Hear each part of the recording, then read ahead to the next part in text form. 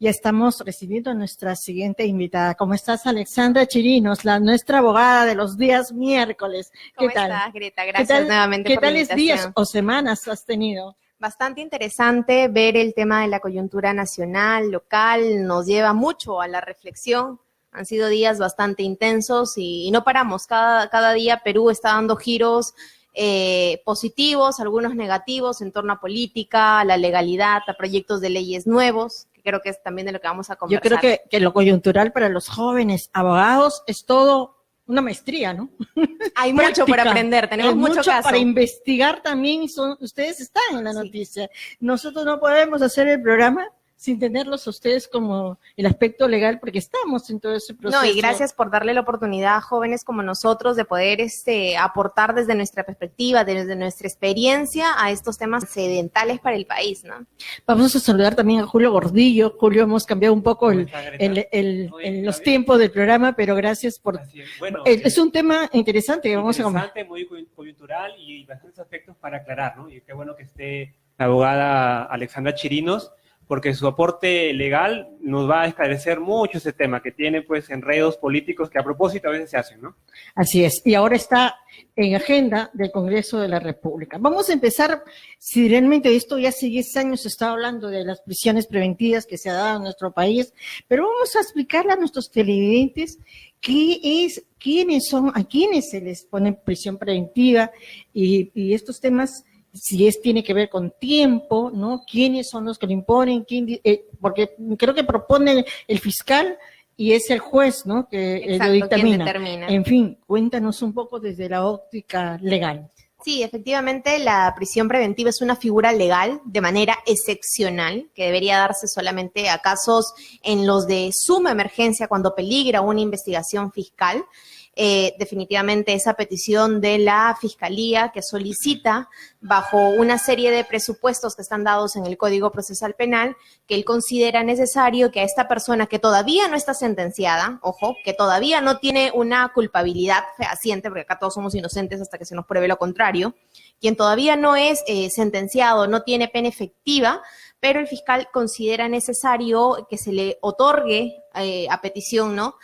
Una prisión preventiva para salvaguardar el proceso y la investigación. En este caso la oficializa, la solicita al juez que está viendo la causa y es el juez quien a criterio, en base también a estos presupuestos, determina si es viable o no conceder esta medida de prisión preventiva, ¿no? Porque es totalmente diferente una detención preliminar, ¿no? Claro. La preliminar tiene poquitos días y creo que la preventiva ya tiene un antecedente ya que va a poder ser condenado, ¿no? Exacto, uno de los requisitos es ¿no? Que haya un nexo de causalidad entre la presunción de que este sujeto imputado sea culpable de los hechos, que hay una consecuencia lógica de los hechos y que efectivamente se determine que él puede ser sancionado por una pena mayor de 4 años, que es el requisito, una pena efectiva mayor de 4 años y que, claro, cumpla los 2 requisitos tan sonados ahora, que es obstrucción de la justicia o peligro de fuga, ¿no? Esta serie de requisitos cumplidos en base a 3 principios, razonabilidad, proporcionalidad y legalidad, cumplidos estos principios, el juez considera oportuno entregar una medida de prisión preventiva. Cuando hay una organización criminal. Claro. ¿No? Ahora, en cuanto a los tiempos de una prisión preventiva, ¿de qué depende? Depende mucho del criterio del juez y de la solicitud fiscal. Recordemos que el máximo es 36 meses. Quiere decir... Antes era 18, ¿no? Claro. Pero hace un año creo que... Por la naturaleza de los delitos o por la magnitud de los casos que estamos viendo, se ha considerado que el máximo sea un periodo de 36 meses. Cabe decir que durante esos 36 meses, la función fiscal, el brazo fiscal va a realizar todas las diligencias, indagaciones, averiguaciones, testimoniales, medidas de prueba para poder determinar efectivamente que quien está con prisión preventiva es responsable del delito del cual se le imputa, ¿no? Eso. Yo sí quisiera preguntarle un aspecto que tiene que ver con 2 grandes hechos. Hemos visto al presidente de la República solicitarle a los fiscales que tomen un poco más de conciencia a la hora de llevar a cabo la prisión preventiva. Luego hemos tenido al presidente del Tribunal Constitucional, Blume, diciendo que la figura de prisión preventiva debería ser regulada porque da la sensación de que están siendo abusivas. Con ese antecedente yo quisiera preguntarle si a la luz de los hechos, si en realidad estas figuras están siendo llevadas o solo suelen ser estas opiniones políticas y no necesariamente que condicen con el aspecto legal, ¿no?, de estas figuras? Particularmente yo considero que sí, se está haciendo un abuso de esta medida, porque hay medidas igual de efectivas como lo es el arresto domiciliario que surte los mismos efectos. Me parece más bien que la función fiscal y judicial están tomando el peligro de fuga o de extorsión como supuestos no probados, porque no ha habido una prueba indicativa, real, material que considere y diga sí, efectivamente el sujeto A está obstruyendo la justicia a través del sujeto B de la manera C. No la hay. Son presunciones, es más, podemos leer a través de Justicia TV o escuchar a través de Justicia TV cuáles son las resoluciones que leen, pero los y no hay una indicación pero los clara. fundamentos que casi siempre se han dado para que se puedan aceptar han sido dos aspectos, ¿no? Uno, por el poder político y el poder económico que han tenido últimamente, que casi todos han sido los expresidentes o funcionarios o gente pues que involucrado, empresarios pues reconocidos, ¿no? Entonces, Oviedo, por ejemplo, que tiene mucho poder económico y la presunción que se puede escapar o puede interferir, ¿no?, en todo su proceso de investigación, ¿no?, penal. Claro, pero entendamos también que hay aproximadamente 39% de la población penal que está con prisión preventiva.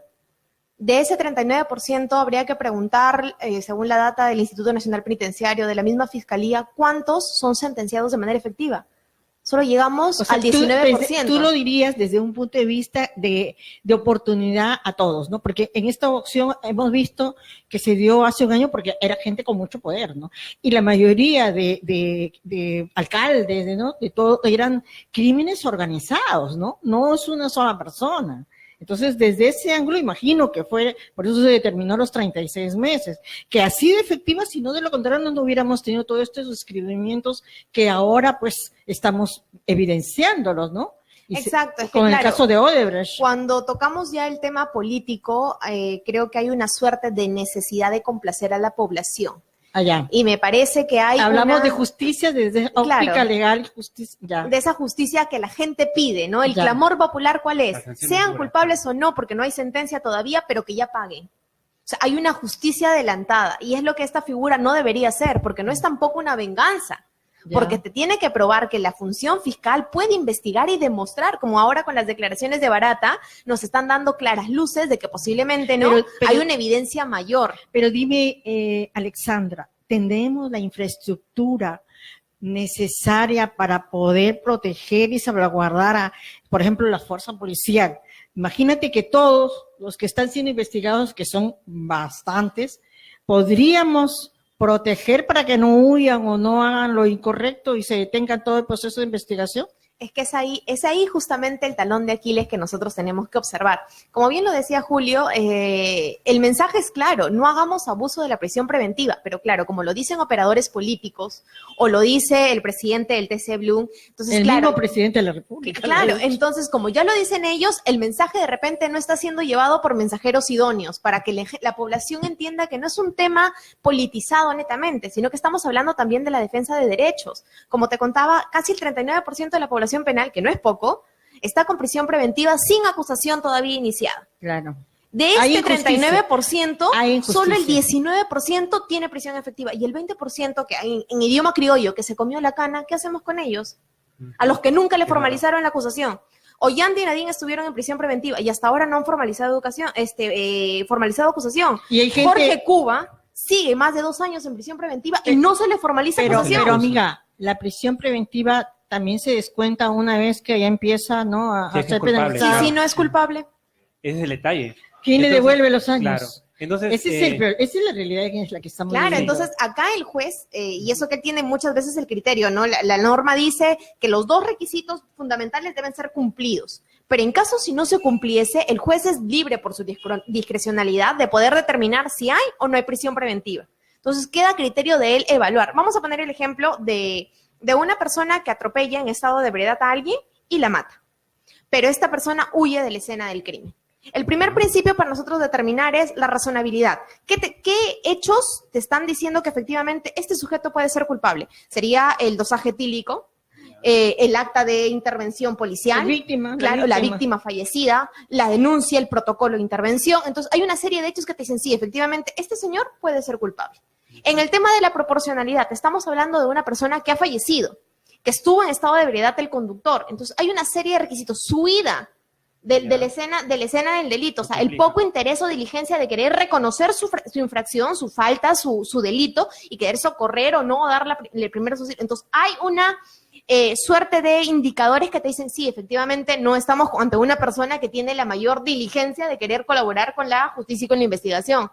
Entonces, hay requisitos que se tienen que evaluar. Y el tema del peligro de fuga o de obstrucción no tiene que ser una presunción nada más. Claro, hay poder, sí, pero ¿cómo lo pruebo? ¿Cómo lo demuestro? ¿Cómo sé que tú vas a valerte de ese poder para poder obstruir? ¿Y cómo sé que mi organismo próximo, que es de investigación, en este caso estamos hablando a nivel político de una comisión especial, no estamos hablando de un grupo de fiscales locales, no, estamos hablando de una comisión especial destinada a un caso en específico? Entonces, ¿cómo es que mi comisión no va a ser abruptamente interrumpida por alguien que quiera tener injerencia sobre esta comisión?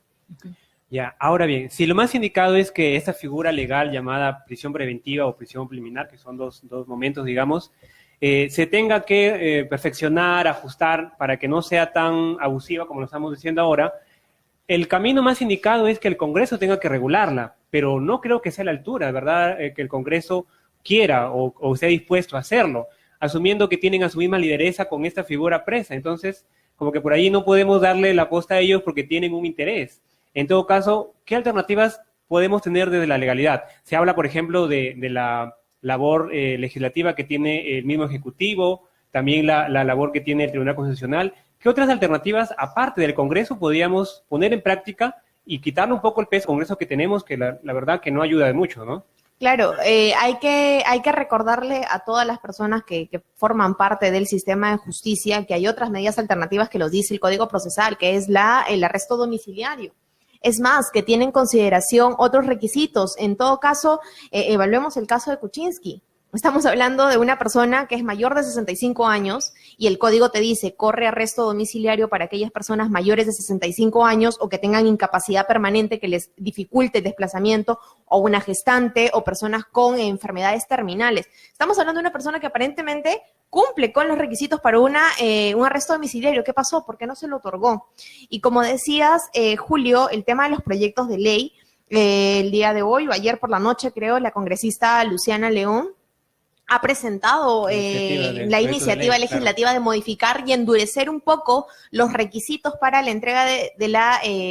para los fiscales. Claro, para los fiscales, incluso acusar de prevaricato o no a los jueces que otorguen estas sin tener el cumplimiento de los requisitos efectivos, lo cual de repente podría ser también un control, porque en muchas ocasiones, no hay abuso, ¿no? Claro, en muchas ocasiones se cometen abusos, y no desnaturalizar esto. Estamos hablando de un tema de justicia, de un tema de legalidad, no un tema solamente político. Entiendo que la naturaleza de los hechos tienen connotación política e intervención política, pero no podemos tampoco permitir que por una necesidad de justicia social se desnaturalice nuestro sistema judicial más de lo que ya está, porque después retroceder a que no hay injerencia política en esta serie de formas nos llevaría a un caos mayor desde mi punto de vista en lo que es el tema legal. O sea, si nosotros permitimos, la intervención masiva de políticas con opiniones o no que influyen en el pensamiento colectivo de la comunidad, y permitimos que esto sigan siendo unas medidas para complacer a la ciudadanía, alejándose de los estándares legales, de los códigos que nosotros manejamos, Código Penal, Código Procesal Penal, incluso de tratados internacionales, que estamos hablando de privación de la libertad de personas, presumiendo que son culpables de algo. Claro que socialmente nosotros en el tema 1 no hay culpabilidad, sí, nosotros presumimos que hay culpabilidad. Ahora, los otros requisitos se cumplen para dar una prisión preventiva, eso es lo que tenemos que evaluar y ver de qué manera podemos hacer el control efectivo para que esa injerencia, para que esa obstrucción y ese peligro de fuga, que también corresponde neutralizar cuentas bancarias, neutralizar salidas, poner en terminales terrestres, aeropuertos, o sea, ¿no? El panorama sería diferente, ¿no? Si se va a regular, o sea, va a ser menor, ¿no? Estas medidas preventivas, imagino que también tiene que ver la seguridad de que no se fugue, la seguridad de que no llegue a eso, toda la investigación más profunda y no altere tampoco. Claro, que ¿no? se brinden las garantías necesarias para saber que va a haber un cumplimiento efectivo de la legalidad. Los fiscales tienen que procurar que dentro de sus acusaciones también se brinden las medidas necesarias para saber que todo su protocolo de investigación va a ser protegido. Desde mi punto de vista es inconcebible que ellos, como entidad que representa la justicia en el país, no puedan ellos controlar y determinar con otras medidas que no sea el uso abusivo de esta forma excepcional de detención, ¿no? Bueno, en todo caso, según lo que tú estás hablando, es muy peligroso darle al Congreso este poder porque tiene intereses muy personales. Entonces tenemos que apelar un poco al criterio del juez, porque el juez es en última instancia quien balancea o no lo que está pidiendo el fiscal. Y como tú has mencionado, hay otras alternativas. Tenemos arresto domiciliario, se habla también de un mecanismo que es un grillete también. Entonces, pareciera que el juez es el que está un poco siendo más severo, ¿no? Y no es necesariamente la ley. Claro, como te digo, hay una suerte, desde mi punto de vista, de justicia adelantada, ¿no? Por si acaso seas culpable, pues ya fuiste a prisión preventiva. Entonces hay una necesidad en la población que está siendo satisfecha. Porque a nosotros como ciudadanos, sabiendo que han vaciado las arcas del Estado y han manipulado los fondos nacionales que son de todos, nos genera también una sensación de satisfacción. Por fin cayó uno, cayó el otro, y genera una cierta de alegría social. Pero tenemos poco tiempo, pero es increíble, ¿no? Pero se supone que aquí se impuso. Estos sistemas se impusieron, ¿no? Porque lo correcto hubiera sido que nadie es culpable, ¿no? Todos son inocentes hasta que no demuestren lo contrario, ¿no? Se supone que debería ser así, ¿no? Pero en fin, todo lo que ha acontecido, ¿no? Cuánta gente, imagínate la corrupción que la tenemos encima, todas estas medidas han ayudado hasta cierto punto, ¿no? Claro, han permitido de una u otra manera presionar incluso para que hayan declaraciones o colaboradores eficaces, ¿no? Cuando ya alguien está con la prisión encima, suele hablar, colaborar, ser un poco más presto a que se solucione el conflicto legal por el que están, ¿no? Definitivamente contribuyen, pero ojo con el abuso también de esta medida, ¿no? Por los dos lados puede haberla, ¿no?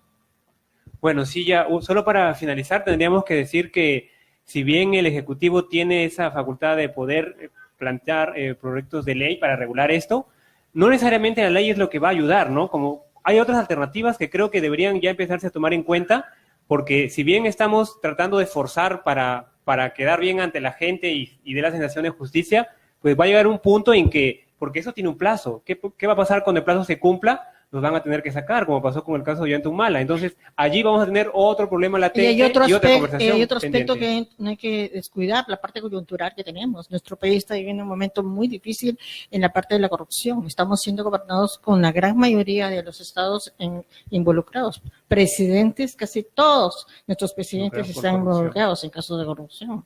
Todo eso también se tiene que ver. Claro, mira, caso contrario a lo que pasó en Brasil. Brasil también tiene esta figura de medida preventiva, pero sin embargo, el expresidente Lula da Silva ha ido con prisión efectiva, no con prisión preventiva. Entonces su proceso ha sido rápido, se determinó que hay indicios de corrupción, entonces se sentenció y él purga condena por prisión efectiva. O sea, podría ser también otra opción. Claro, entonces hay que ver qué tan diligente pero no es la la han puesto. fiscalía. Pareciera que esta propuesta dentro del Congreso es simplemente porque muchos de ellos están implicados y ya se les viene encima, ya está encima todo, ¿no? Todo. Ya se están identificando realmente los responsables de todo este caso de corrupción. Pero en fin, ojalá, vamos a ver en adelante qué es lo que va aconteciendo, Alexandra. Vamos a ver cómo se formalizan las acusaciones, ¿no? De todas estas personas que ya están con prisión preventiva, qué tanto se demore la fiscalía y esperar que estos procesos lleguen a determinar lo que nosotros queremos, la verdad y la justicia. Yo quiero agradecerte, Alexandra, un tema bastante amplio y disculpar también, Eduardo, se nos ganó el tiempo, pero mañana vamos a volver todo el equipo para seguir conversando con más temas. Agradecerte también por tu apoyo de los miércoles o los miércoles que puedas venir para poder conversar sobre esos temas dentro que es tan importante en la parte coyuntural que vivimos. Lo mejor para ti en estos días. De igual manera, gracias por la invitación y la oportunidad.